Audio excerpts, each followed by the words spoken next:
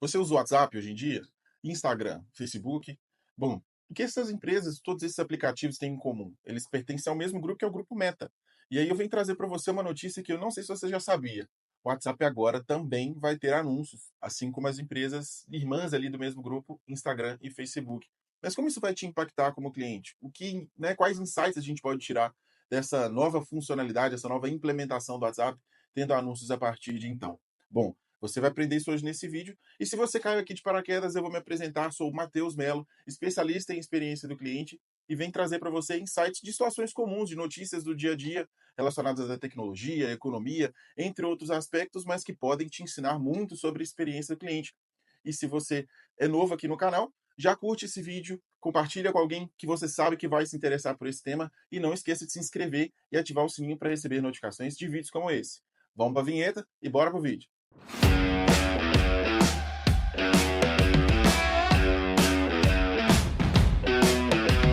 Hoje em dia, o WhatsApp é o aplicativo mais utilizado do Brasil. Ele conta com, em média, ali 147 a 150 milhões de usuários. Pode variar porque a gente tem novas contas e algumas contas podem ser excluídas ali diariamente. Mas o que a gente entende aqui é a unanimidade. O WhatsApp é o mensageiro mais utilizado do país hoje em dia. E aí, com o passar do tempo, foi se adicionando novas funcionalidades ali. Hoje em dia é possível fazer transferências de dinheiro, pagar pessoas ali, né, interagir com empresas, ver o catálogo dessas empresas com o lançamento do WhatsApp Business, que veio lá de 2018. Então, é um aplicativo que evoluiu muito para atender as necessidades dos usuários e das empresas do nosso país. Mas agora, o WhatsApp também vai ter anúncios. E como isso vai te impactar? Onde esses anúncios vão aparecer, primeiramente ali?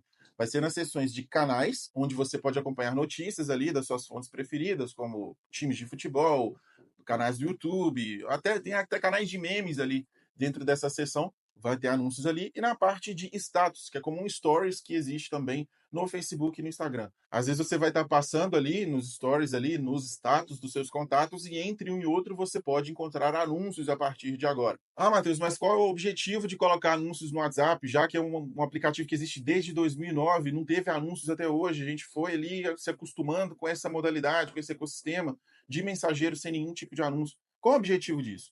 Rentabilidade.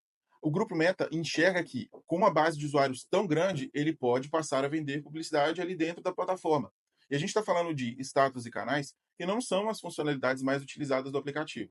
Então pode ser que esses anúncios, a princípio, se mantenham só nessas funcionalidades menos utilizadas, ou com o passar do tempo, com o entendimento ali, o teste desses anúncios, e o entendimento melhor e as análises sendo feitas a respeito do comportamento dos usuários, o feedback que os usuários vão dar em cima dessa questão dos anúncios, talvez eles sejam posicionados em outros pontos dentro do aplicativo. Mas a gente preza, né, a gente espera, como consumidor do aplicativo, que não afete profundamente, de uma forma negativa, a nossa experiência e que a gente possa continuar utilizando. E isso pode causar, talvez, até uma debandada de usuário para outros serviços, como o Telegram, que é utilizado nos momentos em que o WhatsApp fica bloqueado no Brasil ou indisponível por alguma dificuldade técnica. Bom, e um ponto muito importante de paralelo que a gente pode criar com a experiência do cliente é gerenciamento de expectativas. Como eu disse anteriormente, o WhatsApp ele já é bem enraizado ali no uso do brasileiro. Desde as pessoas mais jovens, a gente tem crianças hoje que têm WhatsApp, até os idosos, né, as tias do Zap ali, foi um termo que ficou muito conhecido durante as últimas eleições, porque o WhatsApp ele é o mensageiro mais utilizado do país. Então, todo tipo de conteúdo passa por ali, conteúdo político, conteúdo de, né, memes, de empresas ali, grupos de WhatsApp. O brasileiro ele é muito social, então se você encontra 3 pessoas ali na fila do banco, conversa com essas pessoas ali durante 15 minutos, dali sai um grupo de WhatsApp. De tão enraizado, de tão firme que está esse hábito de utilizar o WhatsApp para se comunicar aqui no Brasil. Então já existe essa expectativa e esse costume de esperar que o WhatsApp não tenha anúncios, porque ele não teve até hoje. É um aplicativo que está aí com 16 anos já de mercado, não teve anúncios até hoje, e a gente entende que nos outros serviços, a gente já se acostumou com essa ideia dos anúncios, né? No Instagram ali, às vezes você fala com alguém alguma palavra, alguma frase, e daqui a pouco começa a aparecer anúncio para você, e com certeza se você pesquisar alguma coisa no Google ou em outro buscador que seja, você vai receber anúncios a respeito disso que você pesquisou, se for algum produto ou serviço que está sendo vinculado com anúncios ali no Grupo Meta, ou no Google, por exemplo. Mas no WhatsApp ela era uma área neutra, né? Era uma área de paz ali. Eu sei que no WhatsApp eu não vou ter nenhum tipo de anúncio. Como vai ser gerenciada ali, como vai ser lidada essa expectativa do usuário? O Grupo Meta, como dono do WhatsApp, precisa ter uma comunicação muito clara a respeito de como esses anúncios vão funcionar e precisa estar sujeito a ouvir o feedback desses usuários, né, como um todo aí, que são muitos milhões de usuários. Esse feedback vai ser muito poderoso. Espero que seja bem utilizado, bem analisado, bem estruturado pelo pessoal lá do Grupo Meta, para que eles não percam usuários aqui no Brasil, porque realmente são um ativo muito valioso. Talvez a ideia de rentabilizar não seja tão boa quanto a ideia de manter firme ali uma base de usuários. Por quê? Usa-se muito o serviço, os usuários são fiéis, eles vão continuar falando daquele aplicativo e ele pode ser utilizado como forma de rentabilizar de outras formas que não por anúncios, né? E os anúncios sejam praticados em outros serviços onde os usuários já esperam ver anúncios, né? Por exemplo, Instagram, Facebook, entre outros aí. Um exemplo negativo, prático disso, fora dessa realidade ali do WhatsApp, é, por exemplo, um serviço de streaming. Isso está se tornando moda entre os serviços de streaming, é nos planos mais básicos ter anúncios nos planos mais baratos. Isso visa diminuir ali o custo da operação e rentabilizar mais para essas empresas que têm serviços de streaming, como Netflix, Disney Plus, por exemplo, que agora tem planos que exibem anúncios. É uma quebra de experiência para o espectador, porque você pensa que se você está pagando por um serviço, você não vai ter anúncios ali dentro. Mas essa foi uma prática que foi instaurada ali, instituída nos serviços de streaming no mundo todo. Outro ponto que a gente precisa olhar e estabelecer um paralelo interessante é sobre a jornada do cliente. A jornada do usuário dentro do WhatsApp, ela já segue um fluxo. Ó. Vou me cadastrar, vou ali criar o meu perfil, colocar uma foto, vai verificar os meus contatos, entender quais desses contatos têm WhatsApp e eu vou estar disponível ali para conversar, trocar mensagens com essas pessoas, até enviar dinheiro, enviar áudios, vídeos, documentos, entre outros, ali dentro do aplicativo. Mas esse fluxo ele pode ser interrompido de alguma forma, porque anúncios, em sua maioria, são interrupções de um fluxo que já segue. Você está ali consumindo conteúdo no Instagram, por exemplo, passando ali os stories, ou rolando seu feed, passando pelos Reels, e ali você vai ser interrompido no seu fluxo de uso por anúncios que vêm trazer ali algum produto ou serviço que pode ou não agregar ali para você naquilo que você busca.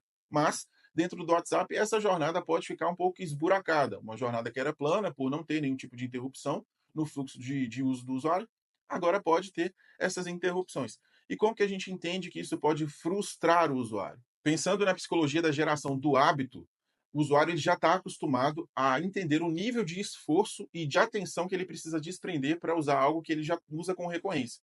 Por exemplo, eu já sei que eu vou clicar ali no status, vou ver todos os status, vou pular um a um. Quando terminar o status de um usuário, vai passar diretamente para o próximo até que se finalize. Mas, no meio dessa jornada, pode parecer um esforço muito pouco ali, muito irrisório, mas eu vou ter que executar mais pulos ali porque eu vou ter anúncios, vai ter interrupções no fluxo de consumo de conteúdo.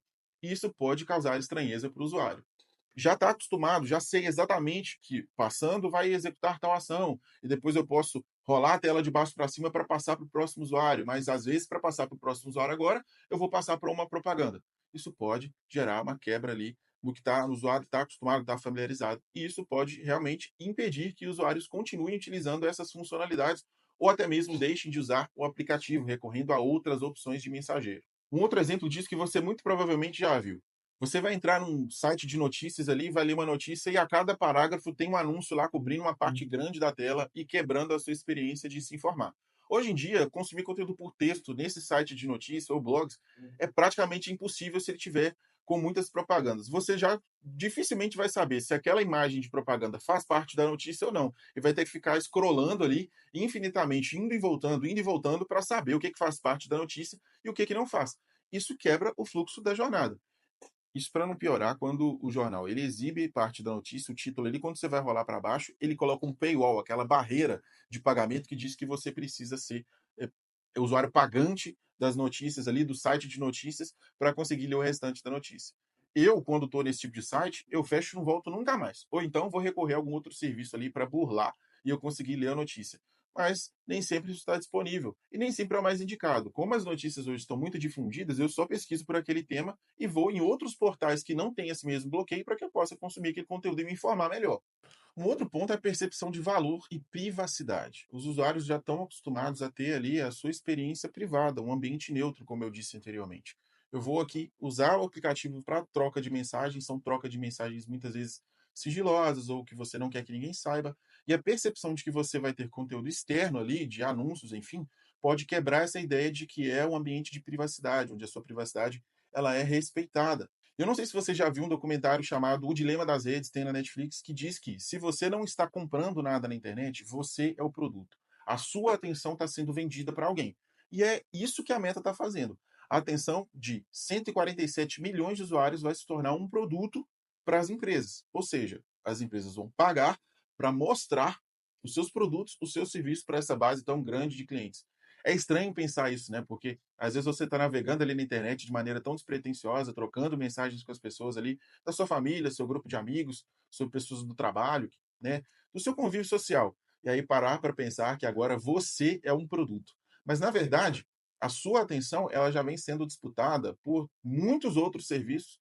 Instagram e Facebook são um bom exemplo disso. A quantidade de anúncios que você vê ali dentro da plataforma.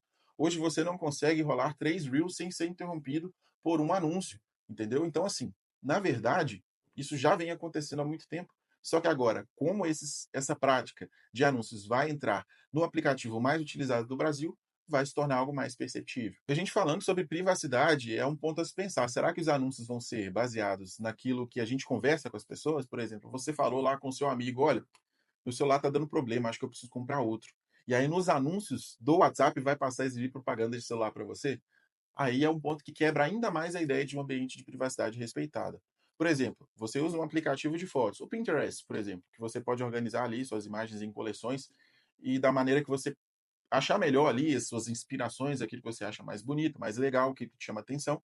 E aí, vamos supor que você organizou uma coleção de produtos de beleza ali.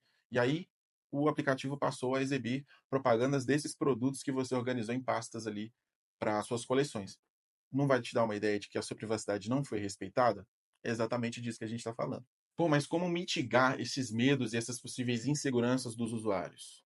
O WhatsApp pode comunicar de maneira clara para eles por que está colocando anúncios, como esses anúncios vão funcionar. É necessário que uma base tão grande de clientes precise ser avisada, instruída, ensinada sobre como esse processo de inserção de anúncios vai acontecer.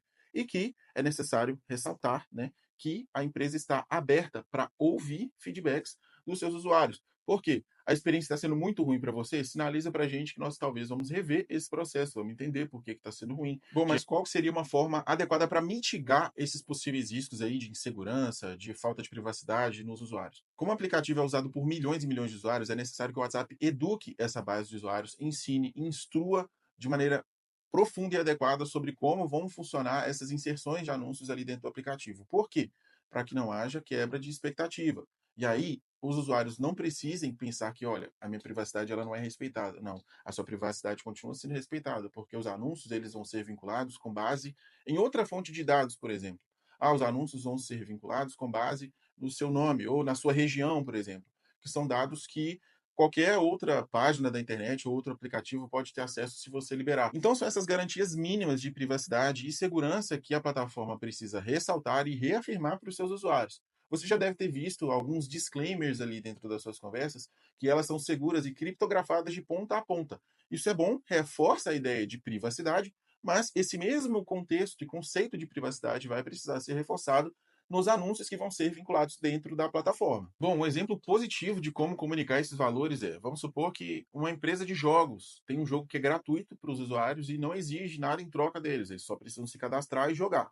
Pode jogar online, pode jogar offline, e os usuários já estão acostumados com isso, mas de repente vai passar a ter anúncios dentro dessa plataforma. E como mitigar isso? A empresa pode comunicar o propósito da inserção de anúncios de maneira a trazer para perto sua base de usuários. Por exemplo, nós estamos inserindo anúncios na sua jornada para que isso traga recursos para que a empresa possa investir em novas funcionalidades ou novos modelos ali dentro do jogo. E isso vai alinhar as expectativas dos usuários que vão poder escolher se querem ou não continuar jogando o jogo dessa empresa, dessa plataforma. Um outro ponto é um convite ao minimalismo, que é erre rápido, aprenda rápido, mude rápido. Essa nova implementação de anúncios, ela pode trazer uma quebra de expectativa e é necessário estar com os ouvidos bem atentos. Por quê? Com o feedback dos usuários, eles podem indicar que não quero mais usar esse aplicativo. Observar o número de usuários ativos diários ou semanais, mensais dentro do aplicativo pode dar bons indícios de que isso está sendo uma quebra na expectativa e na experiência ou não.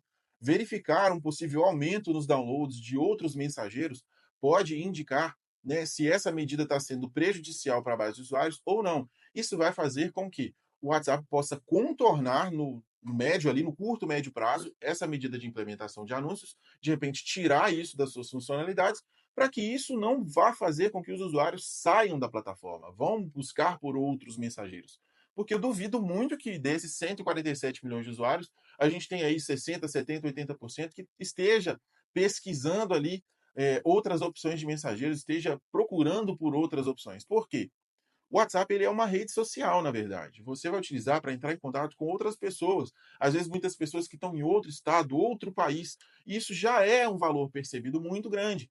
Então, como isso já funciona bem na cabeça das pessoas que estão utilizando, então muito dificilmente elas vão pensar em trocar. Um time que está ganhando não se mexe, né? Já aprendi, já investi um tempo para criar uma base de contatos, já tem todo um histórico de conversas. A gente tem pessoas que são muito presas a histórico de conversa, né? Não apagam nada, tem print de tudo.